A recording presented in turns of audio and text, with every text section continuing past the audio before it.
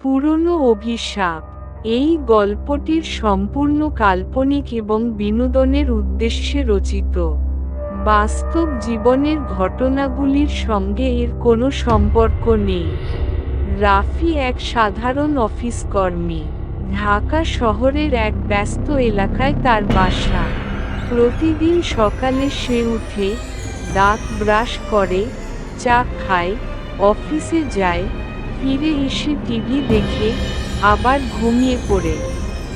কিন্তু কয়েক সপ্তাহ ধরে সে লক্ষ্য করছে, তার দিনগুলো একদম একই রকম। একদিন সকালে ঘুম থেকে উঠে সে দেখল, ঘড়ির কাঁটা থেমে আছে সকাল 7:30-এ। টিভিতে খবর চলছে, আজ 20শে এপ্রিল, সোমবার। রাফি বিস্মিত হয়ে খেয়াল করে, গতকালও একই দিন, একই তারিখ ছিল। সে ভাবল এটা হয়তো তার কল্পনা। কিন্তু প্রতিদিনই সে একই জিনিস দেখতে থাকে। আর ভয়ঙ্কর বিষয় হচ্ছে, প্রতিদিনই কোনো না কোনো ছোট পরিবর্তন ঘটছে। প্রথম দিন, জানালার পাশে একটা কালো বিড়াল বসেছিল। দ্বিতীয় দিন, সেই বিড়ালটা ওর দিকে তাকিয়ে চোখ টিপল। তৃতীয় দিন, বিড়ালের মুখ থেকে এক অদ্ভুত শব্দ এল, যেটা বিড়ালের মতো না, বরং মানুষের কান্নার মতো। চতুর্থ দিন, সে অফিসে গিয়ে দেখে, অফিস একদম ফাঁকা।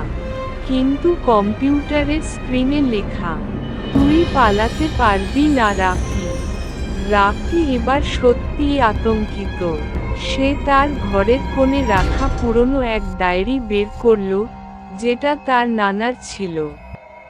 সেখানে লেখা ছিল, যে ঘড়ি সময় থামিয়ে দেয়, সে আর মুক্তি পায় না।